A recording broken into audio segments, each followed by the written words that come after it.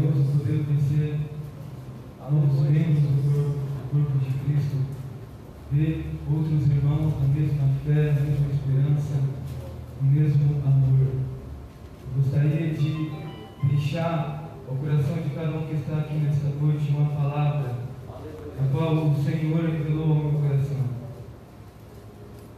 Romanos, no capítulo 3, no versículo 23, nós sabemos que a palavra é de Deus. Nós somos apenas ministros. Alguém disse: quem é o mensageiro para alterar a mensagem que seu veio? Eu vim aqui somente para falar aquilo que as Sagradas Escrituras dizem, nada mais nem nada menos. Romanos 3, 23 diz assim: porque todos pecaram e destituídos estão da glória de Deus, sendo justificados gratuitamente pela sua graça, pela redenção que há em Cristo Jesus, a quem Deus propôs para a propiciação pela fé no seu sangue, para demonstrar sua justiça pela remissão dos pecados anteriormente cometidos sob a paciência de Deus, para a demonstração da sua justiça neste tempo presente, para que ele seja justo e justificador daqueles que têm fé em Jesus. Amém? Podem se assentar. Glória a Deus. Quando o nosso Senhor estava partindo desta terra, Ele deu uma ordem para todos aqueles que professam a fé nele. Ele deu uma ordem para que fôssemos e pregássemos o Evangelho a toda criatura e em todo o lugar. E também Ele fez uma promessa, dizendo: é-me dado todo o poder no céu e na terra, e de fazer discípulos. Nos ordenou a pregar o Evangelho e prometeu que os sinais seguiriam aqueles que crerem.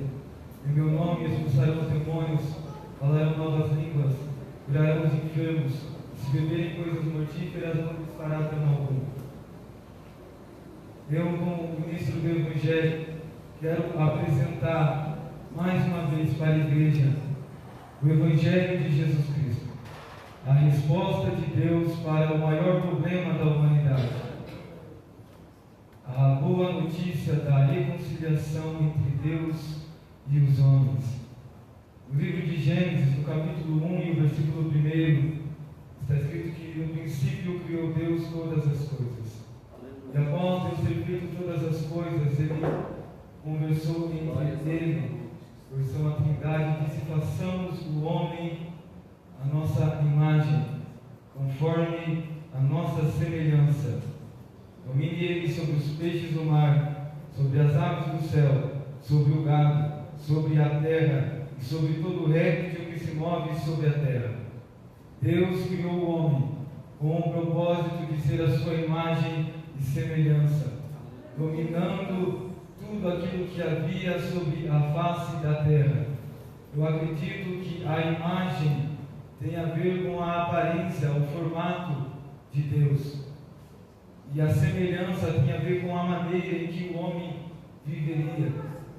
E Deus criou o mundo físico e entregou em suas mãos para que ele dominasse sobre todas as coisas. Deus entregou nas mãos de Adão o domínio sobre toda a terra, sobre todo animal. Tudo estava sob o governo de Adão. E em Gênesis 1:31 diz que viu Deus tudo quanto fizera, e eis que era muito bom. Todas as coisas que Deus criou eram perfeitas, eram boas. Não havia nenhum problema, nenhuma falha em toda a criação de Deus. E então Deus dá uma ordem a Adão, dizendo: da árvore da ciência do bem e do mal não comerás, porque no dia em que dela comeres, certamente morrerás. Deus dá uma lei a aquilo que Deus nos ordena a fazer, tudo aquilo que Deus nos diz para fazer é lei. A lei de Deus não consiste somente em palavras, mas a lei é a própria expressão do caráter de Deus. A lei é uma das maneiras pela qual a gente pode conhecer o caráter de Deus. A lei de Deus é a expressão do seu caráter. Deus deixa duas leis para Adão, para que Adão multiplicasse sobre a terra, para que ele não comesse do fruto.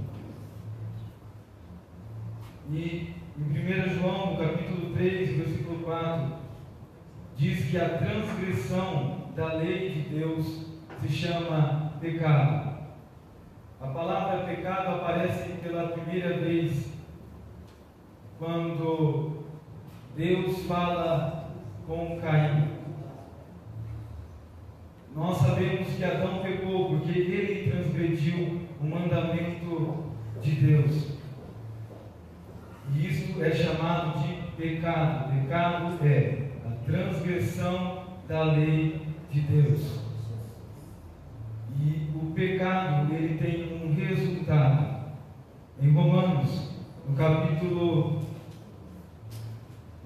6, versículo 23, diz que o salário do pecado é a morte. A recompensa por quebrar a lei de Deus chama-se morte. Então, quebrou a lei de Deus, pecado. Cometeu o pecado, gera a morte. E a morte, no livro de Isaías, no capítulo 59, é descrita como a separação entre Deus e o homem. Está escrito: as iniquidades de vocês fazem separação entre vocês e o seu Deus, e os pecados que vocês cometem o leva a esconder o rosto de vocês.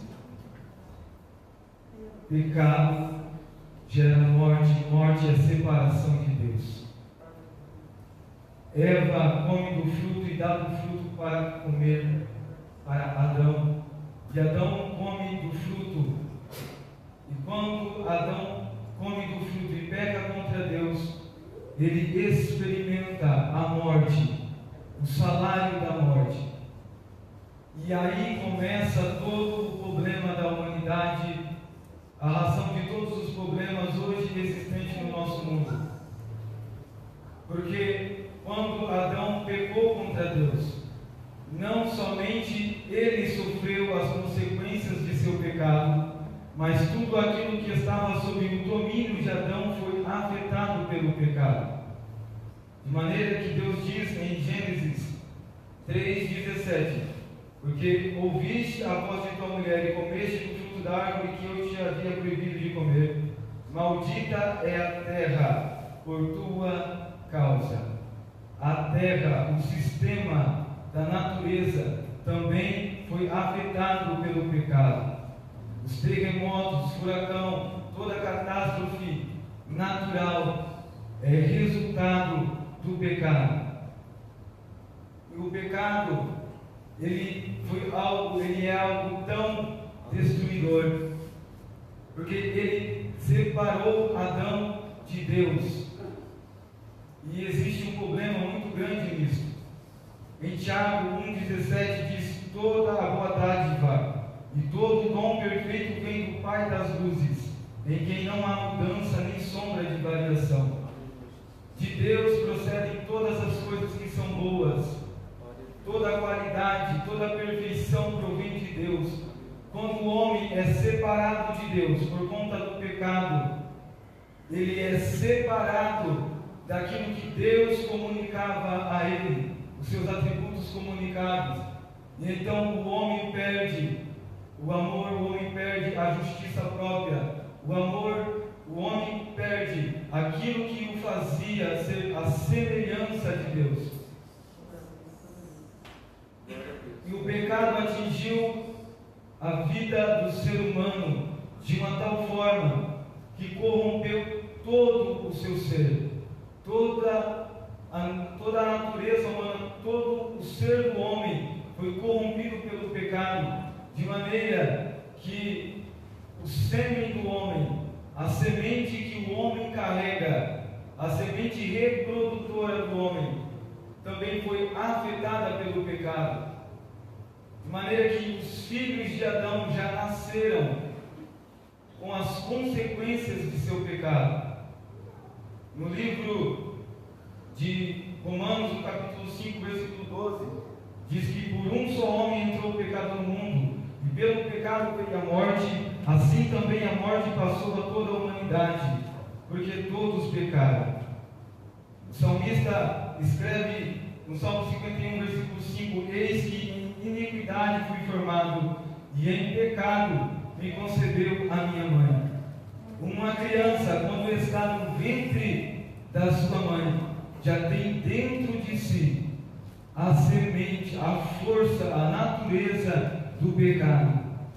Mesmo sem ter falado a primeira palavra, mesmo sem ter tido contatos com o mundo exterior, já tem dentro de si a força, a semente, a natureza do pecado. Em Gênesis 8, no capítulo 21, diz que nunca, jamais amaldiçoarei a terra por causa do homem, pois o seu coração é inteiramente inclinado para o mal desde a sua infância. Deus diz isto em Gênesis. E quando Deus diz que o coração do homem é inteiramente inclinado para o mal desde a sua infância, Deus não está dando uma opinião, Deus está falando. Deus tem, como diz o reverendo Augusto, diz que Deus não tem uma opinião ao nosso respeito, Deus tem um diagnóstico.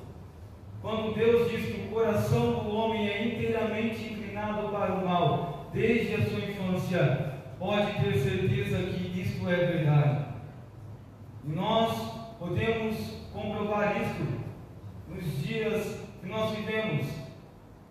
Se nós observarmos, não é necessário ensinar uma criança a mentir, não é necessário ensinar uma criança a brigar, não é necessário ensinar uma criança a ter ciúmes, a ter inveja, não é necessário ensinar uma criança a ficar magoada, nem é necessário ensinar uma criança a ter ódio.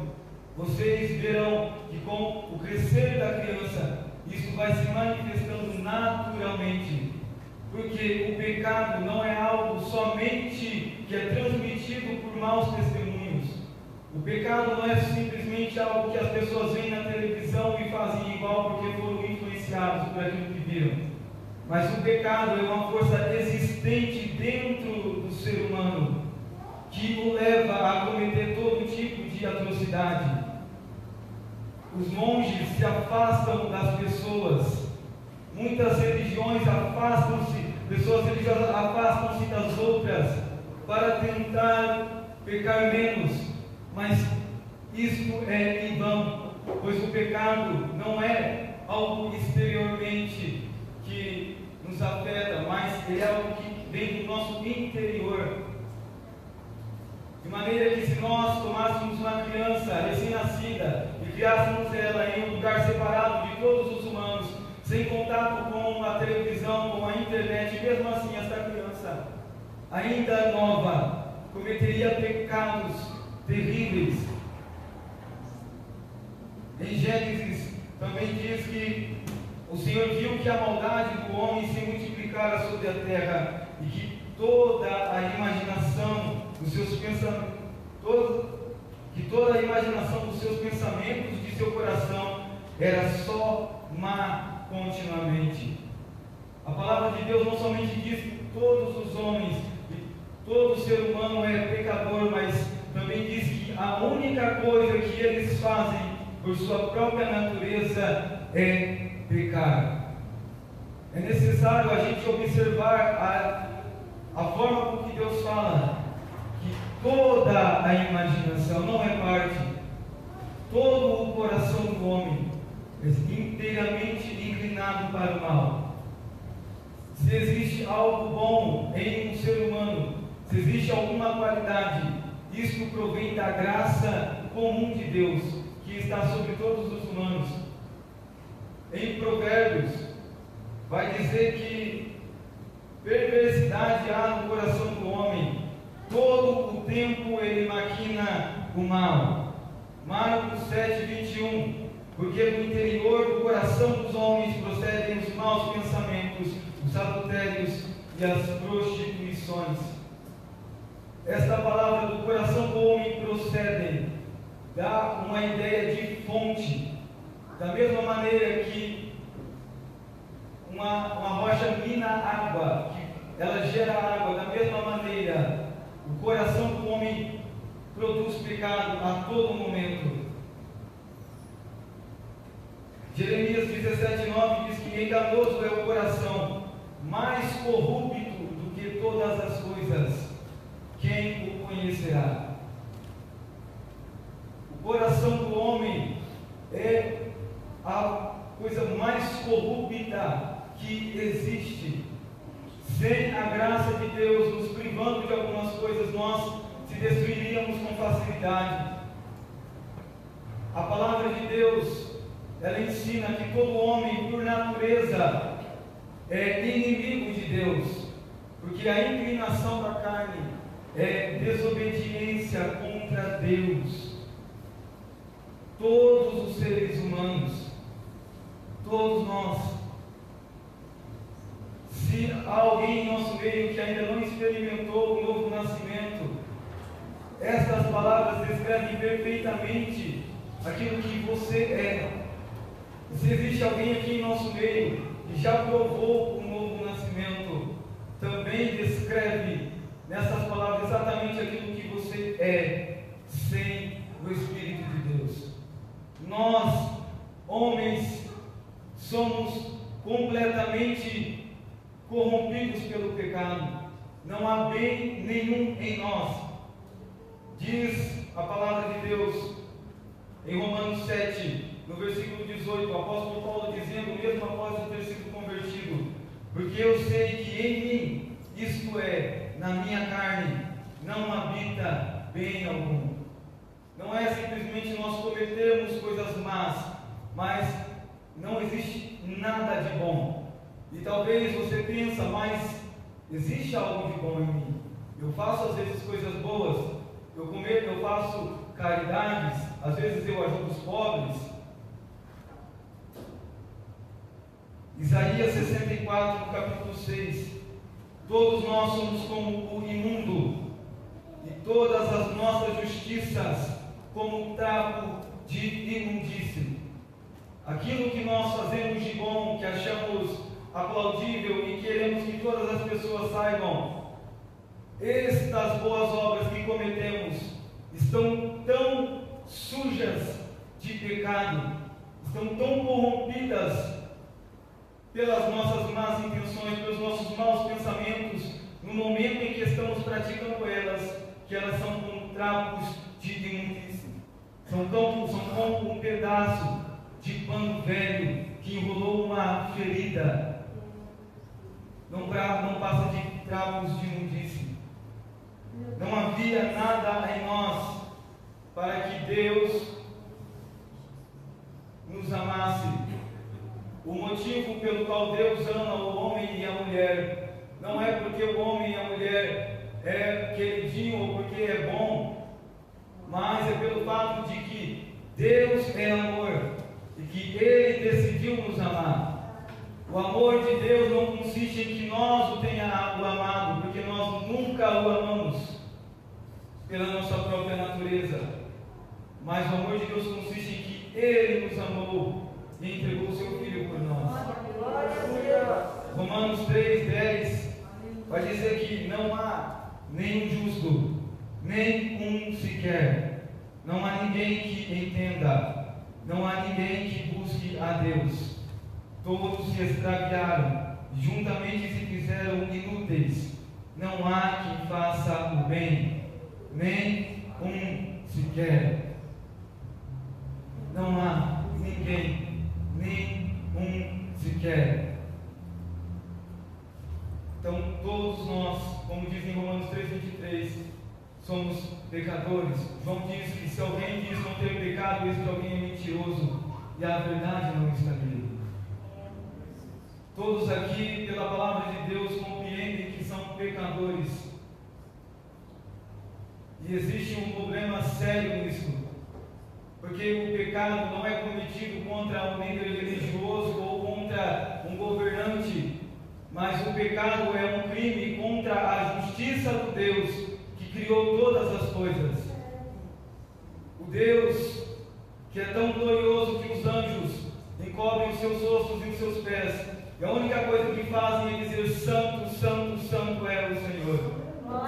Deus que é tão puro de olhos que não suporta olhar para o mal.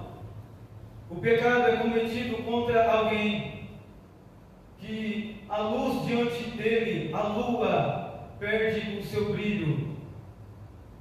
Alguém que é tão santo que está descrito no livro de Jó, que nem os anjos são perfeitos aos seus olhos.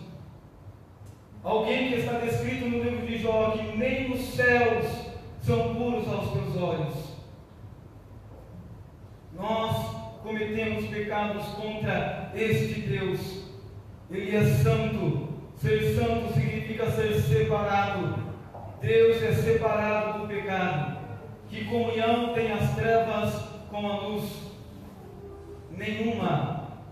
E por conta disto, todos nós pecamos e estávamos destituídos da glória de Deus.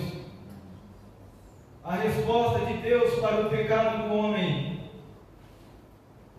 descreve em Ezequiel 18:20: a alma que pecar, essa morrerá. Existe uma sentença, e a sentença para o pecado é a separação da presença favorável de Deus. As almas que serão lançadas no inferno, no Apocalipse, está descrito como o plano da segunda morte. O inferno é a separação eterna de Deus. Por isso é chamado de segunda morte. Não separação no sentido de que Deus não está lá, porque Deus está em todos os lugares, mas é a separação da presença favorável, da comunhão, da amizade com Deus. E esta é a recompensa pelos nossos pecados. No livro de Salmos, no capítulo 11, diz que, no capítulo 7, versículo 11, diz que Deus é um juiz justo, um Deus que sente ira todos os dias, porque todos os dias os homens pecam. E em Romanos 1,18 diz que, porque do céu se manifesta a ira de Deus contra a impiedade e injustiça praticadas pelos homens. Deus é amor, mas Deus está irado com o pecado. Deus é justo, Deus é santo, e por Ele ser amor, Deus também odeia. A Bíblia diz que Deus é um Deus vingativo, que acumula ira para os perversos. Por Deus ser amor, Ele deve odiar o pecado. Deus é amor, Ele ama a justiça, Ele ama a misericórdia, Ele ama a bondade, a paz. Se nós dizemos amar a Deus, então nós devemos odiar o inimigo. O próprio Senhor Jesus diz que não se pode servir a dois senhores, porque ou há de amar um e odiar o outro, ou há de amar o outro e odiar um. Não é possível amar o bem e o mal. Deus, por ser santo e amoroso, Ele ama aquilo que é reto, mas Ele odeia aquilo que é errado. E tem um problema muito grande nisso, porque todos nós pecamos. Todos pecaram. No livro de Naum, no capítulo 1, versículo 6, diz que quem parará diante do seu furor? E quem resistirá o ardor da sua ira? Ninguém. Deus amou o mundo de uma tal maneira, uma maneira qual nenhum pregador pode explicar com totalidade. Mas Deus era justo, e Ele não poderia deixar os nossos pecados impunes. quando o homem peca. Isto é algo natural do caráter de Deus. Como nós lemos em Romanos, do céu se manifesta a ira de Deus contra todo o pecado praticado pelos homens. Quando Deus vê pecado, automaticamente a sua justiça libera ira como punição dos pecados. Mas Deus reserva a sua ira. A ira de Deus não foi derramada ainda sobre os que praticam atrocidades e pecados como nós. Ele reserva a sua ira para o dia do juízo. Mas Deus nos amou e nos enviou Jesus como propiciação. A palavra propiciação é um sacrifício para aplacar a ira de Deus e satisfazer a sua justiça. Deus, por ser justo, jamais poderia, ou pode, ou poderá deixar um homem pecador simplesmente fingir que não viu os seus pecados. Não, Deus é justo e todo pecado receberá justa punição. Deuteronômio 10, 17.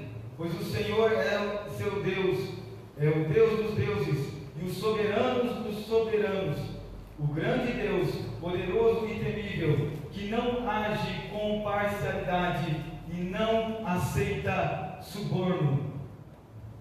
Deus, diferente de alguns juízes, não recebe suborno. Sabe o que isso significa? Significa que as tuas obras de caridade, os teus dízimos, não podem fazer barganha com Deus. O pecado que cometemos é pecado, independentemente daquilo que fazemos para agradar a Deus. E por isso, homem nenhum pode se tornar a Deus através das suas obras. Deus está de um lado, a humanidade de outro. E o pecado o separa. Boas obras não tiram pecado. Então Deus, Ele resolve o nosso problema com o Evangelho. E isso era necessário. Às vezes a gente ouve alguém dizer que por que Jesus morreu na cruz? Fala, foi porque Deus queria provar o seu amor por nós. Sério? Deus entregou seu único filho para morrer na cruz, para sangrar, simplesmente para provar que nos amava? Não, também isso, mas isto é pouco demais para descrever o que aconteceu na cruz do Calvário. Em Provérbios 17:15 diz que o que justifica o ímpio e o que condena o justo são abomináveis ao Senhor, tanto um como o outro.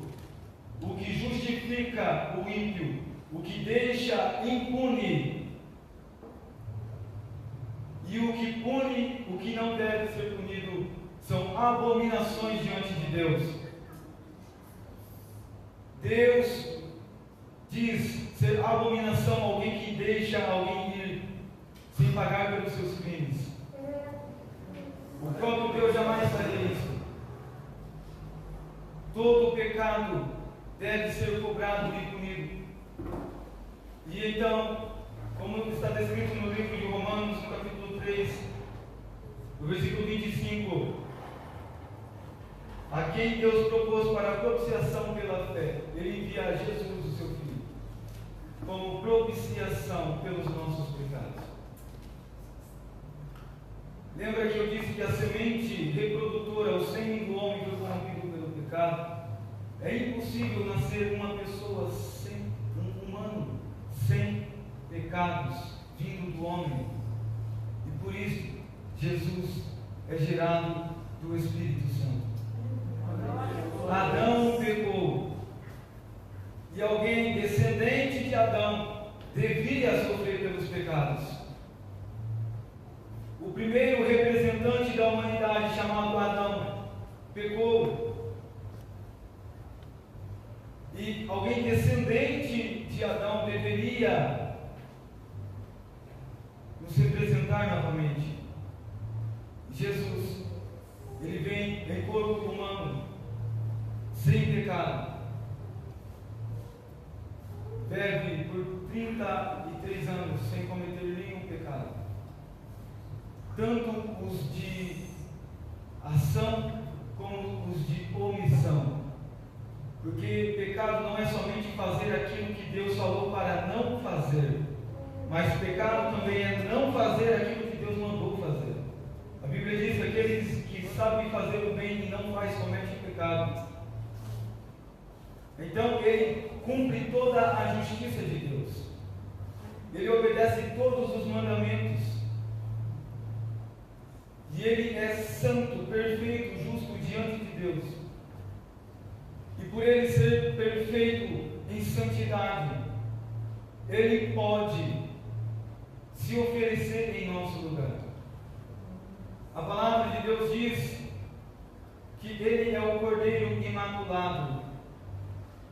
Ele é o Cordeiro sem manchas, aquele que não pecou, aquele que não conheceu o pecado. Na justiça de Deus há algo diferente da nossa. Existe a possibilidade de substituir. Deus não pode deixar impune os nossos crimes, mas é possível que outros se coloquem no nosso lugar para sofrer a punição dos nossos crimes. Mas para que alguém se oferecesse no lugar dos pecadores, era necessário que este mesmo não tivesse pecado, porque senão ele teria que pagar pelo seu próprio pecado. E Jesus, não cometendo pecado, ele se torna apto, ele se torna alguém capaz, alguém perfeito para substituir o lugar dos homens diante de Deus. No livro de Isaías, no capítulo 53, diz que Jesus Cristo tomou os nossos pecados sobre si. Quando Jesus estava no Getsemane, a partir daquele momento, ele começa a sofrer pelos nossos pecados. Cada um dos nossos pecados. Aqueles que foram cometidos antes de Cristo, aqueles que foram cometidos no tempo de Cristo, aqueles que estão sendo cometidos hoje, aqueles que ainda serão cometidos. Todos estes pecados, Jesus assumiu a culpa dos nossos pecados. E Deus o tratou como se ele fosse culpado. Ele sofreu até pagar pelo último pecado que seria cometido. A palavra de Deus diz que, quando ele estava na cruz do Calvário, ele diz: Deus meu, por que me desamparaste? A separação que o pecado causa no ser humano, esta separação, Jesus sofreu na cruz do Calvário.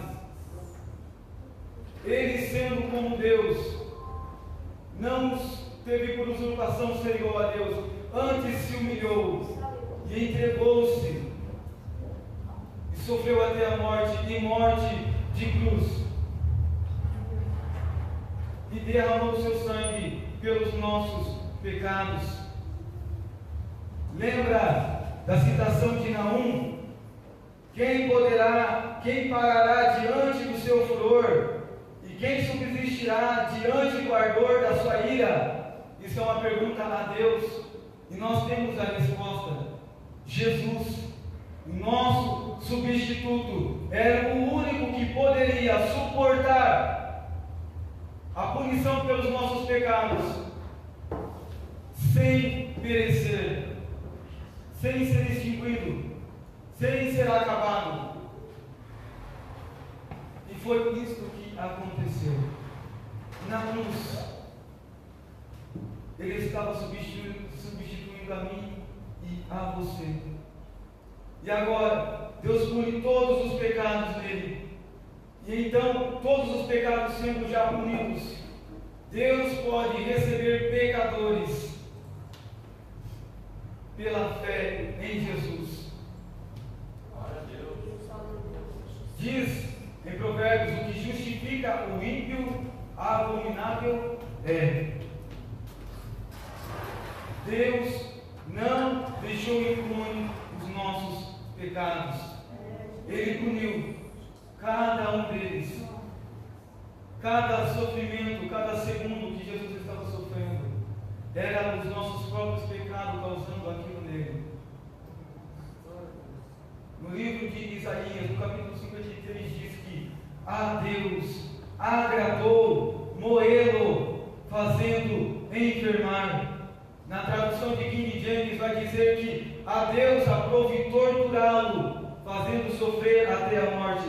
A Deus, ao Pai, foi agradável punir o seu filho, fazendo enfermar até a morte, para que nós fôssemos salvos. Aquele que não poupou nem o seu próprio filho, quando Jesus assume a culpa pelos nossos pecados, ele é tratado como um pecador, recebe a punição pelos nossos pecados. Se Deus não poupou nem a Cristo, pode ter certeza que Ele não vai poupar a nenhum de nós que estamos aqui. A ira de Deus está reservado para todos aqueles que não aceitarem, para aqueles que não crerem em Jesus Cristo. Como os pecados foram tirados por Cristo. Agora, Deus pode perfeitamente salvar. Perfeitamente salvar, não é salvar em partes, é salvar completamente aqueles que têm fé em Jesus. É como se naquela cruz Jesus pagasse uma dívida para todos os homens, todos os seres humanos, pagasse a dívida de todos os homens, mas só pode usufruir deste ato de Jesus aqueles que têm fé nele. Aqueles que vão ser condenados ao fogo eterno serão condenados porque não creram em Jesus. Serão condenados pelos seus pecados, mas não necessariamente pelos pecados que eles cometeram, porque Jesus já conquistou a redenção deles, mas é porque eles não aceitaram a redenção que Jesus aceitou. Agora, aqueles que estão em Cristo, nenhuma condenação há para eles. Os pecados que nós cometemos lá na cruz, Jesus já pagou por eles. Os pecados que vamos cometer amanhã, lá na cruz, Jesus já pagou por eles. Somos salvos somente pela fé. A salvação, segundo Efésios 2, 8 e 9, é pela graça. É dom, é um presente de Deus. E não vem de nós, não vem das obras, para que nós não se gloriem. Aleluia. E agora, já que somos salvos pela graça, nos entregaremos ao pecado? De maneira nenhuma, como diz o apóstolo Paulo. Aquele que está em Cristo, nova criatura é. As coisas velhas se passaram, e eis que tudo se fez novo. Como eu faço para saber se o sacrifício de Jesus foi válido para mim? Como eu faço para saber se eu tive fé o suficiente para alcançar o benefício conquistado por Ele, dele para mim? É simples. Aquele que está em Cristo, nova criatura, as coisas velhas se passaram, e que tudo se fez novo. Aqueles que estão em Cristo voltaram a ter comunhão com Deus, e agora Deus voltou a comunicar com eles os seus atributos: paz, justiça, amor. Vivemos pela fé, somos salvos pela fé. O meu justo viverá pela fé. O que fazemos? Fazemos não para ser salvo, mas fazemos porque somos salvos, e Ele nos deu do seu Espírito, que anseia, que clama: Abba, Pai. Agora, Ele nos deu um novo coração, tirou o coração de pedra, aquele coração corrupto que lançava pensamentos maus todas as horas, aquela fonte inesgotável incontrolável de malícia, Deus o tirou e nos deu um novo coração. Glória a Deus. Nos deu a mente de Cristo, um novo Espírito, o Espírito da lei, e nós passamos a produzir frutos, obediência à lei, naturalmente. A única maneira do homem ser salvo é através de Jesus. Eu sou o caminho, a verdade e a vida. Ninguém vem ao Pai a não ser por mim. Jesus é o único que pode te salvar. Atos dos Apóstolos diz que Deus não levou em conta o tempo da ignorância do homem, mas agora anuncia a todos de que se arrependam e creiam em Jesus. A única maneira de sermos aceitáveis diante de Deus e agradáveis aos seus olhos é através de Cristo. Em Cristo Ele nos fez agradáveis. A Bíblia diz que Ele nos fez agradáveis para si mesmo no amado. Amém? Amém. Um dos motivos pela reforma protestante foi exatamente esse que eu acabei de dizer para vocês. Salvação somente pela fé e fé somente. Não há outro caminho. Os antepassados do Velho Testamento que se achegaram a Deus, no Novo Testamento Paulo mostra claramente que foi por causa da fé e não das obras. Que possamos se achegar a Ele pela fé em Jesus, que venhamos crer em Jesus Cristo como único, como Filho de Deus, porque em Romanos, no capítulo 10,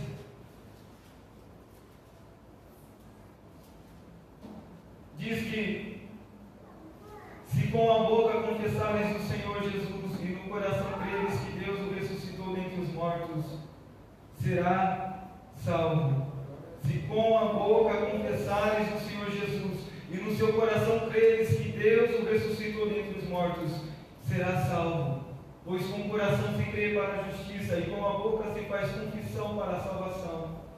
Porque a Escritura diz: todo aquele que nele crê não será confundido. Glória a Deus, Jesus. Creia em Jesus nesta noite. Glória a Deus. Creia verdadeiramente em Jesus nesta noite. A minha parte foi feita. Glória a Deus. A Bíblia diz que a fé vem pelo ouvir e o ouvir a palavra de Deus. A palavra que você ouviu nesta noite é poderosa para produzir fé em você. Que você tenha a oportunidade de aproveitar este momento. Que os seus olhos foram abertos. O seu coração está quebrantado pelo Espírito para tomar uma decisão de crer em Jesus. Todo aquele que nele crê não pereça, mas tenha a vida eterna. Esta é a vontade do Pai, que creias no Filho, aquele a que enviaste. Tem alguém nesta noite que deseja professar a sua fé em Cristo, que deseja confessar a Cristo como Filho de Deus? Deus nos faz agradáveis para si no amado, mas aqueles que estão fora dele sofrerão o desprezo eterno. Hoje há oportunidade. Se hoje ouvirdes a minha voz, não endureçais o vosso coração.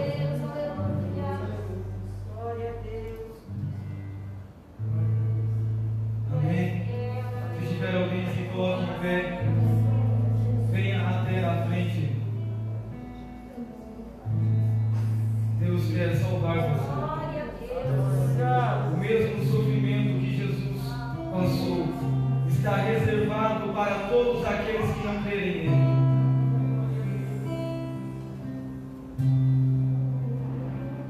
Não há outra maneira, não há outro caminho. Eu não estou convidando a você para se tornar um religioso. Eu estou chamando você para viver pela fé. Jesus Cristo mudou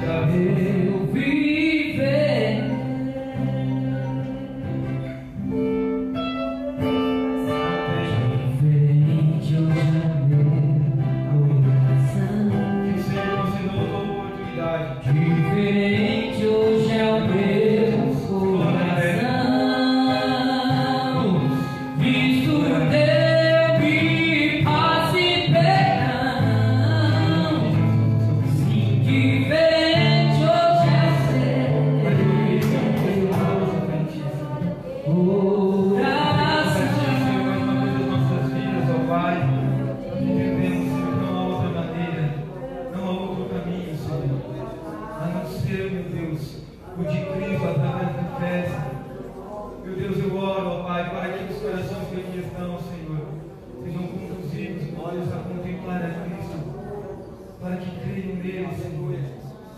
Em nome de Jesus, eu te louvo por tudo. Muito obrigado. Amém. Vamos receber então o pastor. Glória a Deus, eu sou grato a Deus por essa oportunidade. Amém. Amém. Louvado seja o nome do Senhor. Quantos querem agradecer a Deus pela vida do Samuel? Uma boa palavra, né, irmãos? Nós estamos ali ouvindo, né? A palavra penetrando, e verdadeiramente Jesus mudou o nosso viver. Verdadeiramente Jesus nos tirou do charco de lodo e fez-nos assentar entre príncipes. Verdadeiramente somos livres e nenhuma condenação há para aqueles que estão em Cristo Jesus. Verdadeiramente Jesus Cristo veio e Ele foi nos preparar um lugar, e logo nós vamos estar cantando. Glória a Deus! Glórias a Deus! A palavra do Senhor jamais volta vazia. A semente, ela foi plantada, e nós temos por certo que ela vai germinar, e ela vai crescer, e ela vai produzir frutos. Amém? Estenda suas mãos, mais uma vez oramos. Eterno bom Deus, nós somos gratos, Senhor, porque livres do pecado, e agora nós estamos, Senhor, odiando a Satanás e amando a Ti acima de tudo, acima de todas as coisas. E porque o Senhor vive, Senhor, nós podemos crer no amanhã, a nossa viva esperança de um dia estar, Senhor, ao lado do Senhor, face a face, contemplando as maravilhas, a sua santidade. Meu Deus, em nome de Jesus, nós agradecemos pela palavra que ouvimos, por cada irmão, por cada irmã que aqui esteve, cada visita. Pai, em nome de Jesus, estenda suas mãos poderosas. Pai, em nome de Jesus, exalte o teu nome. Que a graça do nosso Senhor Jesus Cristo, o grande amor de Deus, a comunhão, a consolação do Espírito Santo esteja com todos nós, e todos digam amém.